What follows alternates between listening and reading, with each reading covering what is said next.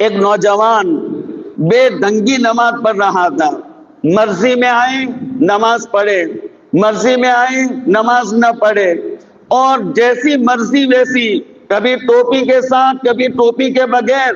حدیث سنو، آپ علیہ الصلوۃ والسلام نے فرمایا ہمارے اور ان مشرکوں کے درمیان میں فرق الکلن صورتو، ٹوپی ہے کہ ہم ٹوپی پہنتے اور اس کے اوپر امامہ باندھتے، اور یہ مشرکین بھی امامہ باندھتے لیکن وہ ٹوپی نہیں پہنتے۔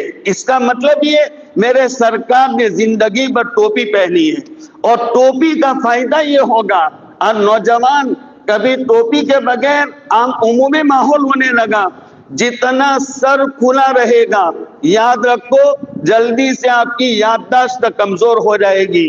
ایک وقت ایسا بھی آئے گا آپ اپنے دماغ کو کھو بیٹھو گے، اور جتنا سر آپ کا ڈھپا رہے گا چھپا رہے گا آپ کی یادداشت مضبوط ہوگی، آپ پاگل ہونے سے بھی بچ جاؤ گے۔ اللہ کے نبی علیہ السلام نے زندگی بھر ٹوپی پہنی، وہ بے ڈھنگی نماز پڑھ لیتا تھا، ٹوپی کے ساتھ ٹوپی کے بغیر، کبھی 2 رکعت کبھی 4 رکعت۔ تو کسی کہنے والے نے اس کو کہا ارے بھائی نماز کا مسئلہ ہے، ڈھنگ سے نماز پڑھو۔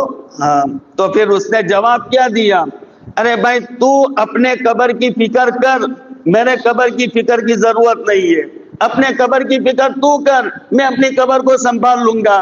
بس کسی کو صحیح ڈھنگ سے جواب بھی نہ دیتا، ایسی اس کی حرکت شروع ہوئی۔ اس کے بعد میں وہ بیمار پڑ گیا، بیمار ایسا پڑ گیا کہ اس کی بیماری کوئی ڈاکٹروں کو بھی سمجھ میں نہیں آ رہی، رپورٹ کروائے رپورٹ میں کوئی بیماری سمجھ میں نہیں آئی، اور اس کا پاخانہ یہ نچلے راستے کے بجائے منہ سے نکلنے لگا، اب بدبو پھیلنے لگی۔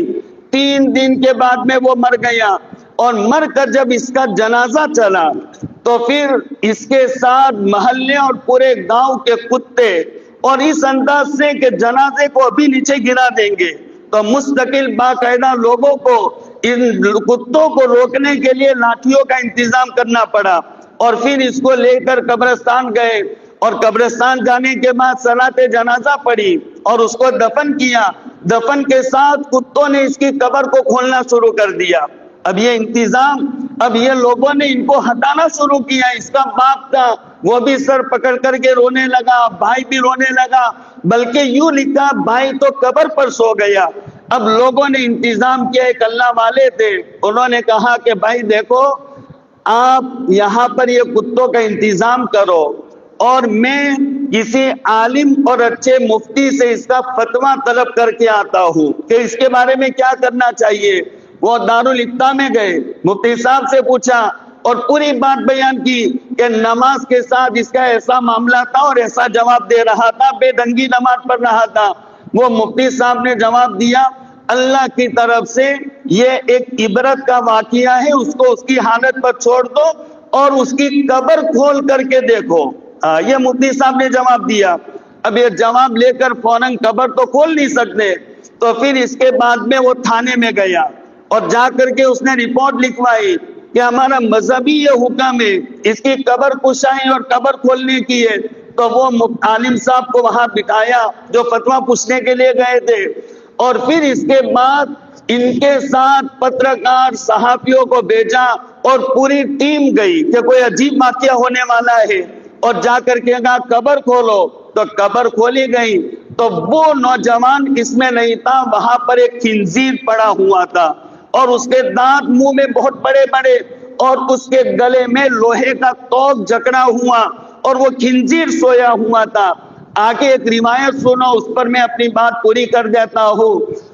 قرآن کریم میں ہے وَإِن مِّن شَيْءٍ إِلَّا يُسَبِّحُ بِحَمْدِهِ، دنیا میں جتنی چیزیں ہیں ساری کی ساری اللہ کی تسبیح اور پاکی بیان کرتی ہے، لیکن تم ان کی تسبیح اور پاکی کو اور ان کی بڑائی کو سمجھتے نہیں ہو۔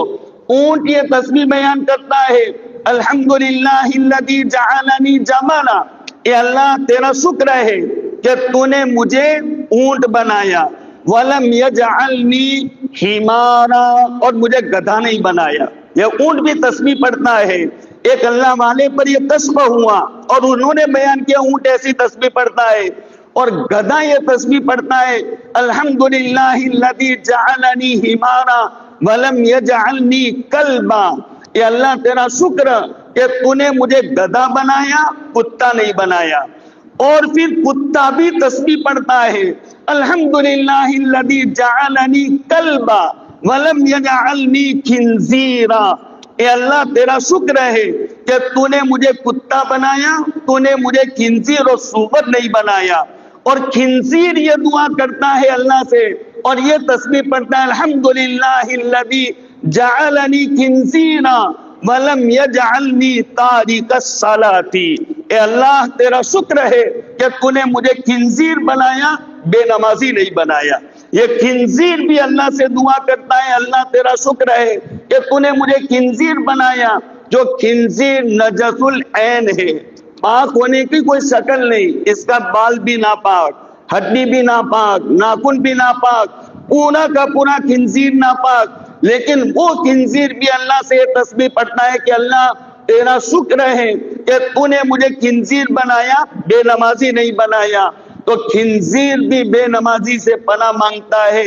وہ بے نمازی ہمارے گھر میں ہم بے نمازی ہو، ہماری بیوی بے نمازی ہو، جوان بچہ بے نمازی ہو، ہماری دوسری بچی بے نمازی ہو، وہ گھر کا کیا حال ہوگا؟